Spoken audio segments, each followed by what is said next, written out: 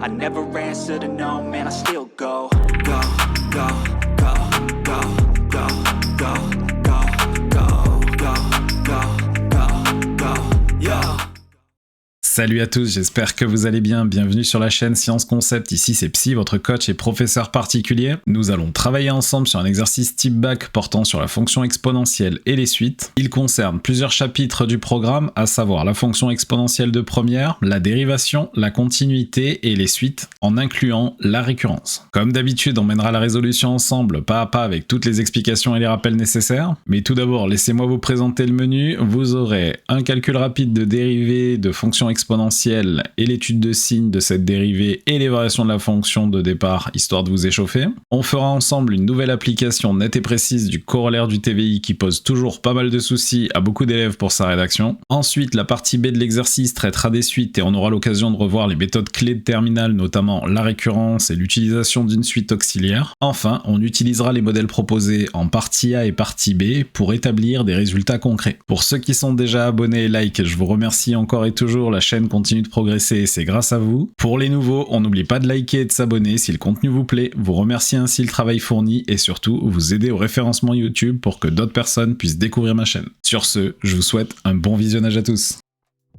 Comme toujours, on démarre par l'analyse de l'énoncé. C'est un exercice qui est donné sur 7 points. Il vous faudra environ 1h15 pour le traiter. Dans le cadre d'un essai clinique, on envisage 2 protocoles de traitement d'une maladie. L'objectif de cet exercice est d'étudier pour ces 2 protocoles l'évolution de la quantité de médicaments présents dans le sang d'un patient en fonction du temps. L'énoncé nous donne ici le but de l'exercice. Même si ça va pas nous aider à répondre aux questions, ça nous permet de nous imprégner de l'exercice et de savoir un peu où on va et ce qu'on veut trouver au fur et à mesure qu'on va avancer dans l'énoncé. Je vous le souligne en bleu. Non pas, comme je vous ai dit, ça va vous aider à résoudre, mais par contre ça vous permet de comprendre le cadre, ce qui est important pour pas perdre le fil logique de l'exercice. Ensuite, l'énoncé nous informe que les parties A et B sont indépendantes. Alors ça, je vous l'entoure en rouge parce que c'est important, vous avez tendance à vous braquer quand une partie se passe mal. Là ici, on vous dit bien que c'est indépendant, donc quoi qu'il arrive pendant la première partie, vous pouvez quand même essayer d'aller vous défendre sur la deuxième partie. Et ça, c'est vraiment important, dans une démarche d'examen ou même éventuellement de concours, de bien aller chercher tous les points disponibles dans l'énoncé qui vous permettent d'augmenter votre note. On enchaîne sur la lecture. Partie A, étude du premier protocole. Le premier protocole consiste à faire absorber un médicament, sous forme de comprimé, au patient. On modélise la quantité de médicaments présente dans le sang du patient, exprimée en milligrammes, par la fonction f définie sur l'intervalle 0,10 par f de t égale 3t exponentielle moins 0,5 t plus 1, où t désigne le temps, exprimé en heures, écoulé depuis la prise du comprimé. Dans cette phrase, on va noter plusieurs choses importantes. Déjà, la quantité de médicaments est exprimée en milligrammes.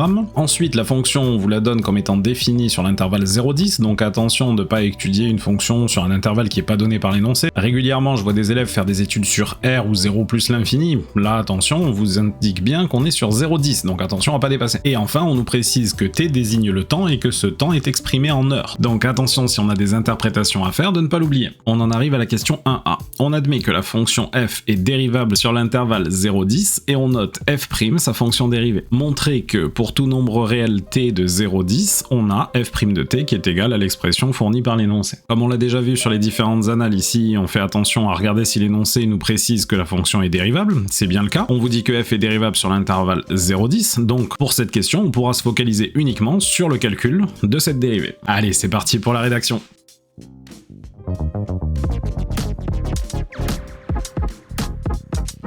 On se retrouve pour la rédaction de la question 1a de la partie A. Comme je l'avais donné dans l'analyse de l'énoncé, on vous dit que la fonction f est dérivable sur l'intervalle 0,10. Il faut le remettre sur votre copie puisque vous ne pouvez pas vous intéresser à la dérivée d'une fonction avant de vous être assuré qu'elle était dérivable. Même si ici c'est donné par l'énoncé, il est plus rigoureux que ça apparaisse sur votre copie. Ensuite, comme je le rappelle dans tous les exercices d'études de fonctions et particulièrement de calcul de dérivée, on analyse la forme. Vous avez f de t qui est donc 3t exponentielle de moins 0,5 t plus 1. Vous avez ici affaire à un produit de fonctions qu'on va noter u fois v. Je vous rappelle la dérivée de la forme u fois v qui est u'v plus uv'. Et maintenant qu'on a analysé ça au brouillon, on peut passer à la rédaction. F est de la forme u fois v avec u la fonction qui a t donne 3t et v la fonction qui a t associe exponentielle de moins 0,5 t plus 1. Vous pouvez calculer les expressions de u' et v' au brouillon. Ici moi je vous les rajoute en vert. On a u' qui est la fonction qui a t associe 3t et v' la fonction qui a t associe moins 0,5 fois exponentielle de moins 0,5 t plus 1. Ici attention, pour calculer la dérivée de V, vous devez vous servir de la forme exponentielle de U qui se dérive en U' exponentielle de U. Donc devant, je fais tomber la dérivée de ce qui était en puissance précédemment. On n'oublie pas de préciser le domaine sur lequel on calcule la dérivée. Donc pour tout t appartenant à 0,10, on a f' de t qui est égal à 3 fois exponentielle de moins 0,5t plus 1, qui était donc nos U' de t et V de t, plus derrière 3t fois moins 0,5 fois exponentielle de moins 0,5t plus 1, qui était donc nos U de t et V' de t. Je commence doucement par extraire le dernier exponentiel de la parenthèse, puisqu'en fait ici vous avez que des multiplications dans la deuxième partie, donc l'exponentiel peut sortir. On garde la parenthèse autour du moins 0,5t, puisque pour le moment je ne le calcule pas, mais vous ne pouvez pas faire fois moins dans un calcul, donc on laisse les parenthèses autour du moins 0,5. Ensuite, comme souvent dans les calculs de dérivée où exponentielle de U intervient, vous vous apercevez ici qu'on va pouvoir factoriser exponentielle de moins 0,5t plus 1. Je vous rajoute le codage couleur pour que vous puissiez suivre la factorisation. Une fois factorisé, dans la parenthèse, on retrouve le 3 qui était un facteur du premier expo, ensuite le plus de l'opération qui se trouvait entre les deux produits de fonctions, et enfin vous retrouvez le terme en rose, 3t fois moins 0,5. Ici, comme toujours, il est intéressant de se souvenir de ce que l'énoncé vous demandait de trouver, donc vous aviez comme forme fournie par l'énoncé 3 fois moins 0,5t plus 1, facteur derrière d'exponentielle de moins 0,5t plus 1. On a déjà factorisé le terme en exponentielle, il nous reste à faire apparaître le 3, et on constate que dans la parenthèse, on a bien 2 3 qu'on va pouvoir factoriser à l'extérieur de notre parenthèse. En factorisant le 3 avec l'exponentielle devant, on obtient 3 exponentielle de moins 0,5t plus 1 fois 1 moins 0,5t. On recopie une dernière fois pour faire apparaître exactement ce que l'énoncé nous demandait, et voilà pour la question 1A.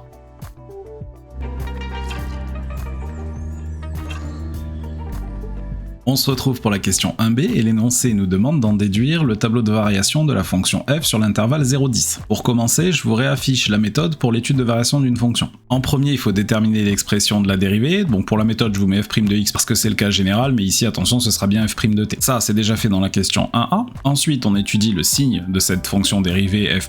Et donc, comme je l'ai déjà dit dans les vidéos précédentes sur l'étude de fonctions, attention, pour étudier le signe, on pose bien les inéquations. On fait pas directement le tableau avec des équations un peu bizarres, il faut bien poser les inéquations. Pour ceux qui n'auraient pas vu la vidéo sur l'exercice type, je vous mets le lien en haut. Ensuite, en troisième point, on va dresser le tableau de variation une fois qu'on aura tout démontré au niveau des signes. Allez, du coup c'est parti pour la rédaction. On commence par rappeler l'expression de la dérivée qu'on avait démontrée mais qui était aussi donnée dans l'énoncé, et on démarre l'étude de signes. On a 3 qui est strictement positif. Ensuite, pour tout grand T appartenant à R, on a exponentielle de grand T qui est strictement supérieure à 0. Ça, c'est la définition même de la fonction exponentielle qui nous l'assure. Alors au niveau de la notation, je vous mets grand T. Grand T, en fait, il remplace en haut le moins 0,5t plus 1. Grossièrement, ici, c'est une notation grand T, grand X ou grand n'importe quoi en fonction des variables que vous utilisez pour dire en gros exponentielle de n'importe quoi. Bon, vu que ces deux termes sont positifs, on sait que f' de t est du signe du dernier facteur, donc moins 0,5t plus 1. On va donc résoudre l'inéquation moins 0,5t plus 1 supérieur ou égal à 0. Je passe le moins 0,5t de l'autre côté, ça me donne que 1 est supérieur ou égal à 0,5t. Ensuite, je divise par 0,5, ça me donne 1 sur 0,5 qui est supérieur ou égal à t. Et 1 sur 0,5, ça fait 2. Donc on obtient que moins 0,5t plus 1 est supérieur à 0 si t est plus petit que 2. Voilà, on a étudié le signe de f' de t proprement, on peut maintenant passer au tableau. Comme je l'ai expliqué précédemment, on commence par tracer proprement notre tableau, on place le domaine de définition, les valeurs interdites et les valeurs qui annulent la dérivée. Ici on n'a pas de valeur interdite et la seule valeur qui annule notre dérivée c'est 2. Ensuite, grâce à notre résolution d'inéquation, on sait qu'on va être positif si t est plus petit que 2, donc ça c'est la résolution de l'inéquation précédente qui nous permet de l'affirmer. Je place donc mon plus sur la partie gauche et on a le moins de l'autre côté. Une fois qu'on a rempli la première ligne, on sait que quand la dérivée est positive, la fonction est croissante, et quand la dérivée est négative, la fonction est décroissante. À ce stade, il ne nous reste plus qu'à compléter les valeurs. Pour f de 0, on remplace les t par 0 et on trouve 0. Même chose pour 2, on remplace par 2 et on trouve 6. Et enfin, pour 10, on remplace par 10 et on trouve 30 exponentielle de moins 4. On place ces valeurs dans le tableau, et voilà pour la question 1b.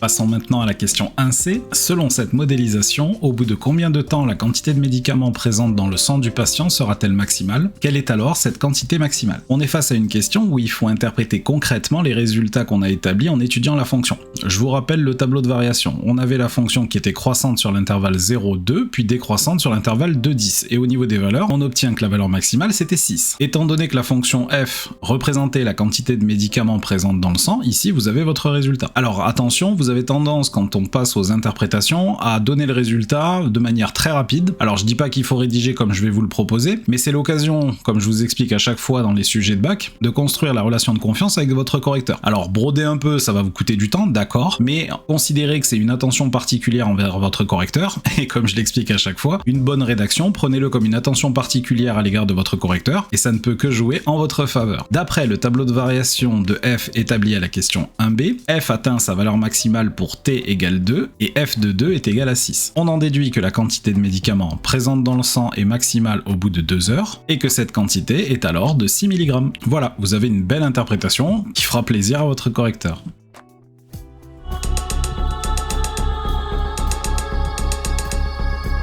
Nous voilà maintenant à la question 2a, et l'énoncé nous demande de montrer que l'équation f de t égale 5 admet une unique solution sur l'intervalle 0,2, notée alpha, dont on donnera une valeur approchée à 10-2 près. Ici, comme je vous l'ai dit dans l'exercice type sur le TVI, vous devez absolument reconnaître la tournure de phrase employée par l'énoncé. On a montré que l'équation f de t égale 5 admet une unique solution. Ici, dans votre tête, ça doit faire tilt et vous devez penser tout de suite au corollaire du théorème des valeurs intermédiaires. Je vous rappelle la méthode pour le corollaire du théorème des valeurs intermédiaires. Pour rappel, je vous encourage à bien organiser vos hypothèses pour appliquer le corollaire. En premier, on vérifiera que la fonction est continue. Ensuite, on s'assurera que la fonction est strictement monotone sur l'intervalle qu'on considère. Donc strictement monotone, c'est que f est strictement croissante ou f est strictement décroissante sur l'intervalle qu'on considère. En troisième point, on vérifiera que la valeur demandée, donc ici c'est que f de t soit égal à 5, donc 5 appartient bien à ce qu'on appelle l'intervalle image qu'on aura par rapport au tableau de variation. Et enfin, une fois qu'on a bien vérifié les trois hypothèses, on peut appliquer le corollaire du théorème des valeurs intermédiaires. Alors c'est parti pour la rédaction. On sait que f est dérivable sur 0,10 et puisqu'elle est dérivable, on peut affirmer qu'elle est continue sur 0,10. Ensuite, on sait d'après le tableau de variation que f est strictement croissante sur l'intervalle 0,2 et enfin, on a f de 0 qui est égal à 0, f de 2 qui est égal à 6 et donc la valeur par laquelle on veut passer, c'est-à-dire 5, est bien comprise entre les deux images 0 et 6. On a vérifié toutes les hypothèses nécessaires à l'application du corollaire du théorème des valeurs intermédiaires. On peut conclure, d'après le corollaire du théorème des valeurs intermédiaires, l'équation f de t égale 5 admet une unique solution notée alpha sur l'intervalle 0,2. Enfin, l'énoncé nous demande ici de faire une valeur approchée à 10-2 près.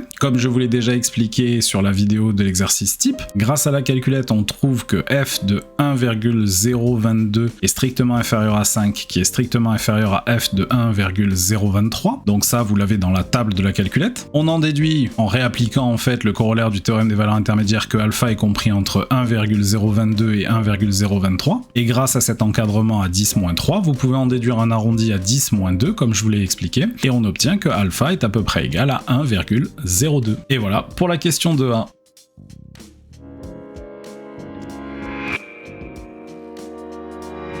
Nous voilà maintenant à la question 2b, on reprend l'énoncé puisqu'il y a un petit complément. On admet que l'équation f de t égale 5 admet une unique solution sur l'intervalle 2,10 notée bêta et qu'une valeur approchée de bêta à 10-2 près est 3,46. Là, vous devez reconnaître que l'énoncé vous donne un deuxième résultat du corollaire du théorème des valeurs intermédiaires, mais cette fois sur l'intervalle 2,10. Si on se remémore le tableau de variation de la fonction f, on avait sur l'intervalle 2,10 que la fonction elle est continue, qu'elle est strictement décroissante et qu'elle passe de 6 à 30 exponentielle de -4. Si vous tapez 30 exponentielle de -4 sur votre calculette, vous vous apercevrez que la valeur est inférieure à 5, bien on pourrait réappliquer un corollaire du théorème des valeurs intermédiaires sur cet intervalle. Là, l'énoncé vous donne le résultat, donc il n'y a pas besoin de le faire. Par contre, c'est bien important de comprendre ce que l'énoncé vous donne comme information. On considère que ce traitement est efficace lorsque la quantité de médicaments présente dans le sang du patient est supérieure ou égale à 5 mg. Déterminer à la minute près la durée d'efficacité du médicament dans le cas de ce protocole. On revient sur notre copie, et éventuellement au brouillon, vous pouvez compléter le tableau de variation qu'on avait obtenu pour la fonction f. La fonction était croissante sur l'intervalle 0,2, puis décroissante sur l'intervalle 2,10. On avait démontré à la question 2a que alpha était une solution de l'équation f de t égale 5, et l'énoncé vient de nous fournir une deuxième valeur, mais cette fois sur l'intervalle 2,10, de f de t égale 5. Bien, par rapport aux variations de la fonction, vous voyez que pour que la quantité de médicaments soit supérieure à 5, il faut que vous soyez entre alpha et bêta. Bien, pour obtenir la durée d'efficacité du traitement, on fera donc bêta la valeur où le traitement n'est plus efficace, moins alpha pas la date à laquelle le traitement a commencé à être efficace. Allez, on va rédiger tout ça. D'après le tableau de variation de la fonction f et des valeurs de alpha et bêta précédentes, on en déduit que pour tout t appartenant à l'intervalle alpha-bêta,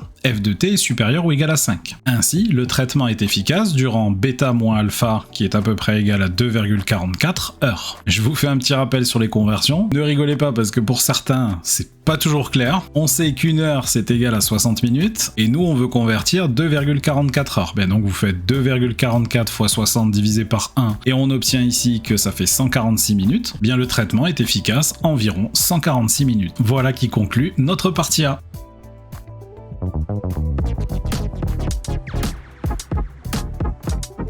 Allez, on revient sur l'énoncé pour la partie B et l'étude du deuxième protocole. Le deuxième protocole consiste à injecter initialement au patient par piqûre intraveineuse une dose de 2 mg de médicament, puis à réinjecter toutes les heures une dose de 1,8 mg. L'énoncé nous donne ici la première information pour concevoir le deuxième modèle. On va partir avec une dose initiale de 2 mg et chaque heure, on va rajouter 1,8 mg de traitement. On suppose que le médicament se diffuse instantanément dans le sang et qu'il est ensuite progressivement éliminé. On estime que lorsqu'une heure s'est écoulée après une injection, la quantité de médicaments dans le sang a diminué de 30% par rapport à la quantité présente immédiatement après cette injection. Deuxième information importante ici, on vous donne qu'au bout d'une heure, environ 30% du produit a disparu. On sent venir le début d'une relation de récurrence qui vous permet de passer du terme UN au terme UN+1 en vous expliquant que 30% de la valeur précédente, UN, a disparu. Il nous restera donc 70% de UN une heure plus tard. Bon, justement, l'énoncé derrière nous dit qu'on modélise cette situation à l'aide d'une suite UN, où pour tout entier naturel n, UN désigne la quantité de médicaments exprimée en milligrammes, présente dans le sang du patient immédiatement après l'injection de la nème heure. On a donc U0 égale 2, puisque dans ce protocole on injecte initialement 2 mg, on retrouve pour le modèle que U0 est égal à 2. Question 1. Calculer selon cette modélisation la quantité U1 de médicaments en milligrammes présente dans le sang du patient immédiatement après l'injection de la première heure.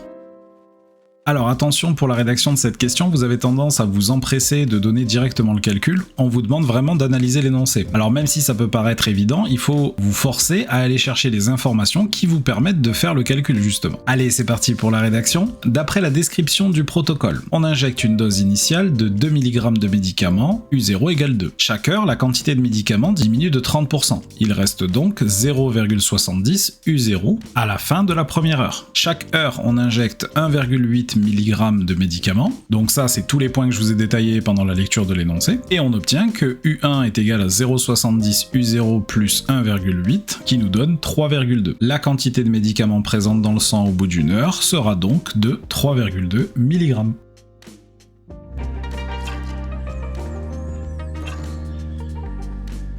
On se retrouve pour la question 2, justifier que pour tout entier naturel n, on a un plus 1 qui est égal à 0,7 un plus 1,8. Les arguments pour justifier cette question sont similaires à ce qu'on a déjà écrit pour la question 1, donc je vais en profiter pour vous donner une rédaction plus esthétique que la première version. Pour tout entier naturel n, un désigne la quantité de médicaments présente dans le sang en milligrammes. Chaque heure, cette quantité diminue de 30%, il reste donc 0,7 un de la quantité précédente au bout d'une heure. Puis, on réinjecte toutes les heures 1,8 mg de ce médicament. On obtient, pour tout n appartenant à grand N, un plus 1 qui est égal à 0,7 un plus 1,8. Et voilà pour la question 2.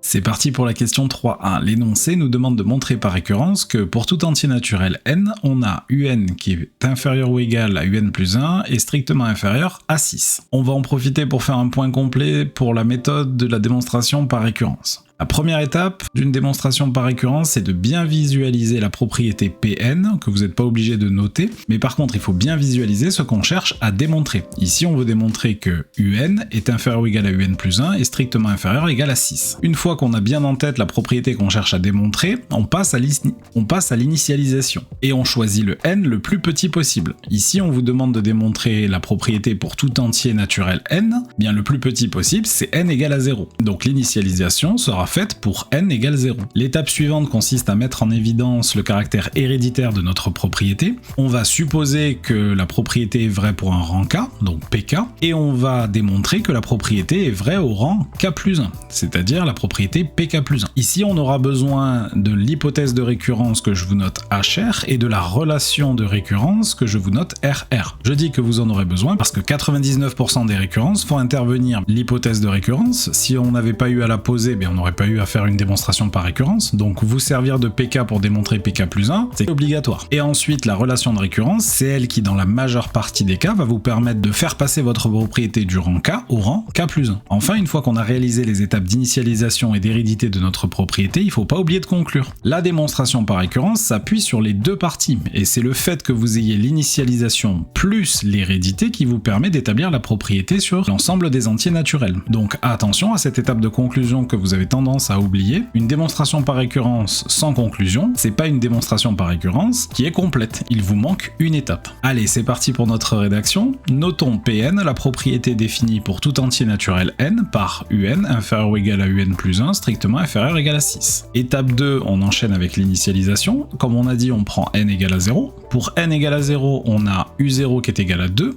et u1 qui est égal à 3,2. Bien ici, on a bien que u0 est inférieur ou égal à u1 et qui est strictement inférieur à 6. Donc P0 est vrai. Ensuite, on passe à l'hérédité et on va supposer notre hypothèse de récurrence. Supposons la propriété vraie pour un entier k, c'est-à-dire uk inférieur ou égal à uk plus 1 strictement inférieur ou égal à 6. Montrons qu'alors la propriété est vraie au rang k plus 1, c'est-à-dire que uk plus 1 est inférieur ou égal à uk plus 2, qui est strictement inférieur ou égal à 6. Éventuellement, dans vos cours, vos professeurs vous ont donné des versions plus rapides pour l'étape d'hérédité, mais ici, je préfère reprendre la rédaction à la base, c'est-à-dire que vous écrivez concrètement qui sont pk et pk plus 1 pour pouvoir plus facilement vous en servir et plus facilement voir le point d'arrivée. Ici, on veut arriver à uk plus 1 plus petit que uk plus 2, strictement inférieur ou égal à 6. Mon hypothèse de récurrence que je vous note hr étant maintenant posée, on va se rappeler de la relation de récurrence que je vous note rr. On avait un plus 1 qui était égal à 0,7 un plus 1,8. En observant pk et pk plus 1, qu'est-ce qu'on constate? On voit que le uk se transforme en uk plus 1 et que le uk plus 1 se transforme en uk plus 2. Donc concrètement,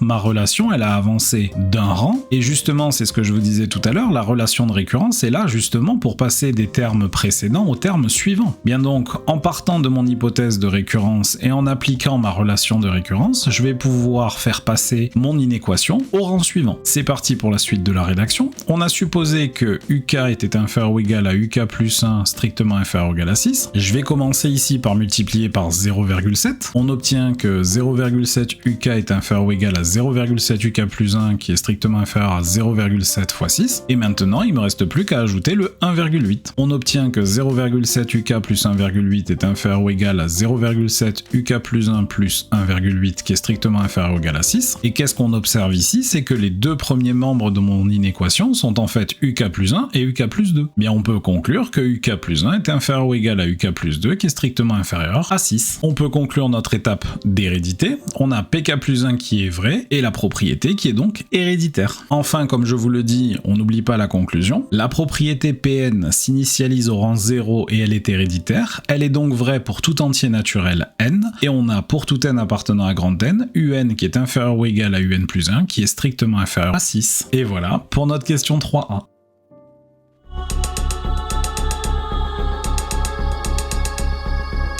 Nous voilà maintenant à la question 3b, et l'énoncé nous demande d'en déduire que la suite UN est convergente, et l'énoncé dit qu'on note L sa limite. Alors ici, l'expérience doit vous faire repérer un terme important, on vous demande d'en déduire que la suite UN est convergente. Souvenez-vous qu'ici on n'a pas encore de forme explicite pour la suite UN, on a juste établi un résultat par récurrence précédemment, à la question 3a, on est maintenant à la question 3b, et on vous demande d'établir que la suite elle est convergente. Mais là dans votre tête ça doit vous faire penser au théorème de convergence monotone. Je vous fais un petit rappel sur ce théorème. On vous a donné dans votre cours des suites que si la suite UN est croissante et qu'elle est majorée, alors la suite UN converge. Et de la même façon, dans l'autre sens, on a que si UN est décroissante et minorée, alors UN converge. Bien, souvenez-vous le résultat qu'on a établi par récurrence, que je vous ai laissé afficher en haut. Vous avez pour tout n que UN est inférieur ou égal à UN plus 1. Bien ça, justement, c'est que notre suite, elle est croissante. Et vous avez, si on prend le premier et le dernier terme de notre inéquation, c'est que UN est plus petit que 6. Bien donc la suite, elle est majorée. Vous vous avez tous les éléments grâce à la démonstration par récurrence pour pouvoir appliquer votre théorème de convergence monotone. On peut passer à la rédaction. D'après la question 3a, on sait que pour tout n appartenant à grand N, un est inférieur ou égal à un plus 1 et strictement inférieur à 6. On en déduit que la suite un est croissante et qu'elle est majorée par 6. On a bien nos deux hypothèses pour pouvoir appliquer notre théorème. Ainsi, d'après le théorème de convergence monotone, la suite un converge, on note L, sa limite. Et voilà pour la question 3b.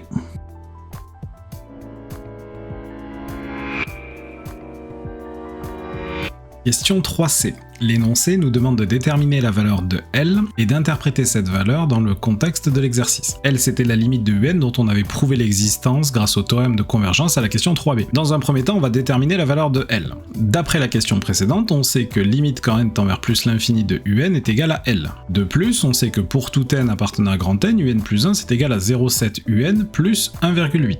J'ai rappelé la notation de la limite et la relation de récurrence. Et en fait, ici, depuis que vous avez fait le chapitre de continuité, pour certains, pour d'autres, le professeur a peut-être donné le théorème dans le chapitre des suites, vous avez ici l'utilisation type du théorème du point fixe, qui est le fait qu'ici, un et un plus 1 vont avoir la même limite. Donc en fait, vous allez avoir que L est égal à 0,7 L plus 1,8. Et ça, c'est une nécessité du fait que un et un plus 1 vont converger vers la même limite. Bien, cette propriété ici, c'est le théorème du point fixe. Donc voilà, comme je vous dis, vous l'avez quelque part dans votre cours, sinon dans votre livre, je l'ai vu. Mais quoi qu'il en soit, vous pouvez me faire confiance. Par souci de correction, je vais d'abord résoudre l'équation en remplaçant la variable par x, parce que des fois vous pouvez obtenir plusieurs solutions, or que la limite est unique. Donc trouver directement L égale quelque chose d'autre, pour après dire ben non en fait j'en prends qu'une des deux, vaut mieux passer d'abord par x, et si c'est bon, à ce moment-là vous validez définitivement la valeur de L. On reprend la rédaction, d'où d'après le théorème du point fixe, L est solution de l'équation x égale 0,7x plus 1,8. Je rassemble les x côté gauche, ça me donne 0,3x qui est égal à 1,8, je divise par 0,3 et j'obtiens 6. Ici on n'a qu'une seule solution, on en déduit que L est égal à 6. Ensuite, pour la deuxième partie de la question, on nous demande d'interpréter cette valeur dans le cadre de l'exercice. On n'oublie pas que pour la partie B, un est censé modéliser la quantité de médicaments dans le sang du patient. Bien, si la limite, quand n tend vers plus l'infini de un est égal à 6, ça veut dire que la dose de médicaments qu'aura le patient au bout d'un certain nombre d'heures s'équilibrera autour de 6 mg.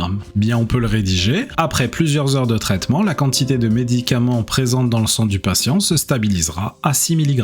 Et voilà pour la question 3c.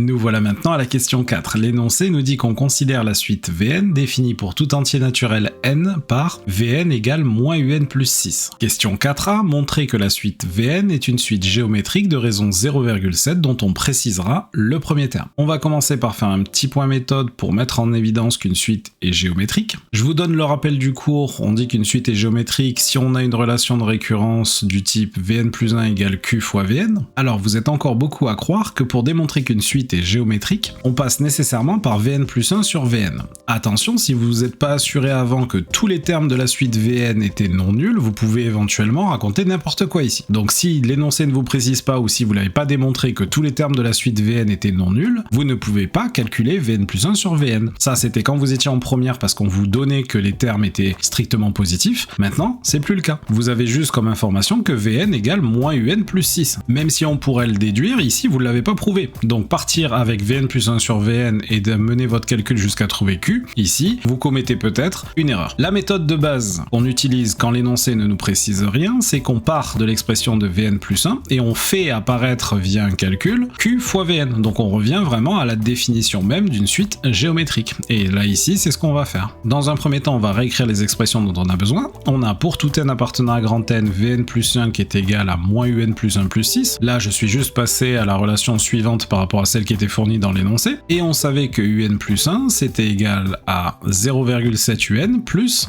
1,8. Bien, si j'injecte le un plus 1 dans le Vn plus 1, j'obtiens que Vn plus 1 c'est égal à moins, ouvrir la parenthèse, 0,7 un plus 1,8 et plus 6 à l'extérieur de la parenthèse. Je distribue le moins, j'obtiens moins 0,7 un moins 1,8 plus 6, et enfin en mettant les constantes ensemble, j'obtiens moins 0,7 un plus 4,2. Alors à ce stade du calcul, disons qu'en terminale vous avez deux possibilités ici pour vous en sortir. On va commencer par la version la plus douce mais qui est la moins rigoureuse. En haut vous vous avez Vn qui est égal à moins Un plus 6. Ici, ce que vous pouvez faire, c'est de retourner en fait cette relation et d'exprimer Un en fonction de Vn pour pouvoir remplacer le Un qu'on a dans notre expression et faire disparaître le terme Un. Et pouvoir faire apparaître le Vn dont on a besoin, nous, à la fin de notre relation. Et si le travail a bien été fait, normalement, la constante devrait disparaître. C'est ce qu'on va faire maintenant. On remplace le Un par moins Vn plus 6, on distribue, on obtient 0,7 Vn moins 4,2 plus 4,2. Comme prévu, les constantes sautent, et vous obtenez que Vn plus 1 est égal à 0,7 fois Vn. Bien là, vous avez démontré que la suite Vn était géométrique. Alors cette version-là, je vous dis qu'elle est moins rigoureuse. Pourquoi? Parce que là, vous abusez de la générosité de l'énoncé de vous donner la suite Vn qui est égale à moins Un plus 6. Si vous vous souvenez de l'introduction du sujet, quand je vous ai donné tout au départ les thèmes qu'on allait aborder, ici c'est ce qu'on appelle une suite auxiliaire. C'est une suite qui vient miraculeusement, on va dire, débloquer la situation pour qu'on puisse continuer à étudier Un. Déjà, on vous donne l'expression, mais en plus, vous réutilisez cette expression pour pouvoir vous en sortir en plein milieu du calcul. Mathématiquement, c'est pas faux, on vous a donné la relation, mais en termes de rigueur, vous exagérez un peu, comme je dis, de la générosité de l'énoncé. Par rapport à cette version-là, version 2, ici, qu'est-ce qu'on a? Donc on revient à la même étape, la dernière que j'avais écrite en noir. Il faut constater que, donc ça c'est ce que je vous ai entouré en bleu, en haut on avait moins Un. Et vous, dans votre dernier terme, en bas, vous avez moins 0,7 Un. Le moins Un, vous en avez besoin pour faire apparaître Vn, mais vous n'avez pas besoin du 0,7. Donc vu que le 0,7 il est en trop, ce qu'on va faire, c'est qu'on va le factoriser. Donc en forçant la factorisation, vous obtenez 0,7 facteur de moins Un plus 4,2 divisé par 0,7, puisque lui, il avait rien demandé à personne, mais donc il subit la factorisation forcée du 0,7. Bien, si vous tapez sur votre calculette 4,2 divisé par 0,7, ben, vous obtenez 6 justement. Et on obtient que Vn plus 1 est égal à 0,7 facteur de moins Un plus 6. Et là, qu'est-ce qui est apparu? Ben justement la relation qu'on vous avait donnée dans l'énoncé. Et ici, vous ne faites que l'identifier et non pas la réutiliser pour simplifier le calcul. On obtient que Vn plus 1 est égal à 0,7 Vn, exactement pareil que la première version, bien entendu, les deux versions mènent au même résultat, on n'a pas changé la nature de la suite Vn, mais avec la version 2, on n'a pas abusé de la générosité de l'énoncé. Bien maintenant qu'on a obtenu la relation de récurrence d'une suite géométrique, on peut conclure. La suite Vn est donc géométrique, de raison Q égale 0,7, et de premier terme, donc là on calcule avec l'expression qu'on nous avait donnée, V0 qui est égal à moins U0 plus 6, et qui nous donne 4 comme premier terme de la suite Vn. Voilà pour la question 4a.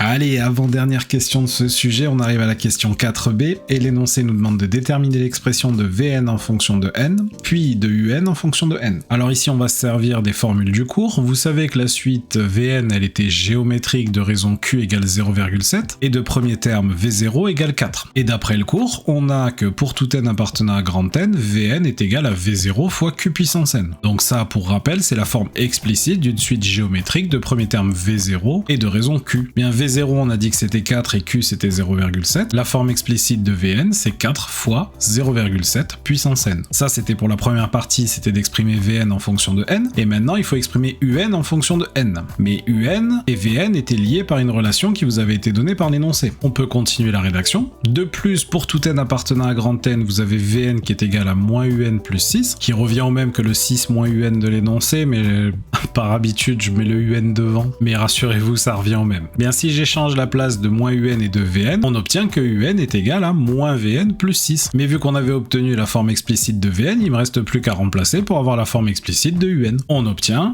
que Un est égal à moins 4 fois 0,7 puissance n plus 6, ce qui clôt la question 4b.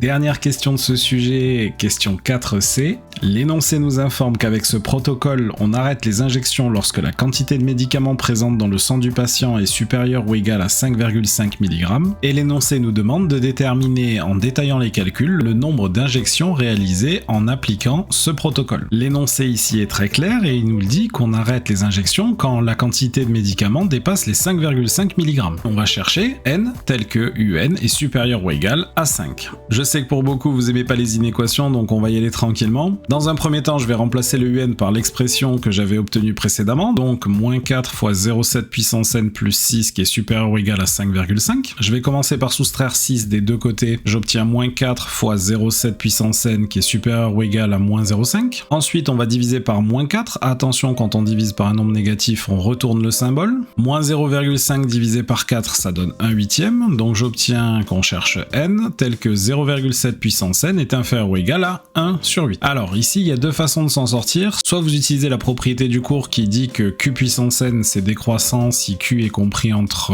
0 et 1, soit vous utilisez la fonction ln, c'est ce qu'on va faire nous ici. Alors on va composer à gauche et à droite par la fonction ln, ici les deux termes sont positifs donc je peux le faire, et je vous donne en rappel les formules du chapitre de logarithme que vous êtes censé connaître. On a ln de a puissance n, qui va être en fait le ln de 0,7 puissance n, qui est égal à n fois ln de a. Et l'autre formule dont on a besoin, c'est que ln de 1 sur a, c'est égal à moins ln de a. Donc bien entendu, les deux a ne sont pas les mêmes, là je vous redonne juste les formules qu'il y avait dans le cours. Du coup, à gauche, j'obtiens n fois ln de 0,7, et à droite, j'obtiens moins ln de 8. On cherche toujours à isoler n, donc il va falloir que je divise par ln de 0,7, et attention à ln d'un 0, quelque chose, puisque la fonction ln, elle est négative entre 0 et 1. Bien, quand je passe le ln de 0,7 de l'autre côté, j'oublie pas de retourner une nouvelle fois mon symbole, et j'obtiens que n doit être supérieur ou égal à moins ln de 8 sur ln de 0,7. Si on s'arrête là, c'est pas très grave. Par contre, si on veut aller un petit peu plus loin, dans la forme du calcul, on sait que ln de 8 c'est ln de 2 puissance 3, donc le 3 il sort comme on l'a fait tout à l'heure avec le ln de 0,7 puissance n, et on obtient que ln de 8 c'est 3 ln de 2. Bon, mais au final, une forme plus soignée de notre résultat, c'est que n doit être supérieur ou égal à moins 3 ln de 2 sur ln de 0,7. À ce stade, il faut pas perdre de vue que n est un entier, donc ce qu'on va faire, c'est qu'on va taper ça sur la calculatrice. On obtient une valeur approchée qui est à peu près de 5,8, mais n c'est un entier, donc votre n il sera supérieur ou égal à 6. Dernier moment d'attention avant de clôturer ce sujet, n'oubliez pas ici que quand on arrive à U6, vous avez eu les termes U0, U1, etc. jusqu'à U6, donc en fait vous avez eu 7 termes. Et pourquoi je compte les termes? C'est parce que les termes correspondent au nombre d'injections. Donc attention ici de ne pas conclure que vous avez 6 injections, mais bien 7 injections, puisque quand on a démarré notre protocole, on a eu une injection dès le départ. Donc il faudra un total de 7 injections pour que la quantité de médicaments dans le sang du patient soit supérieur à 5,5 mg. Ce qui clôture la question 4C.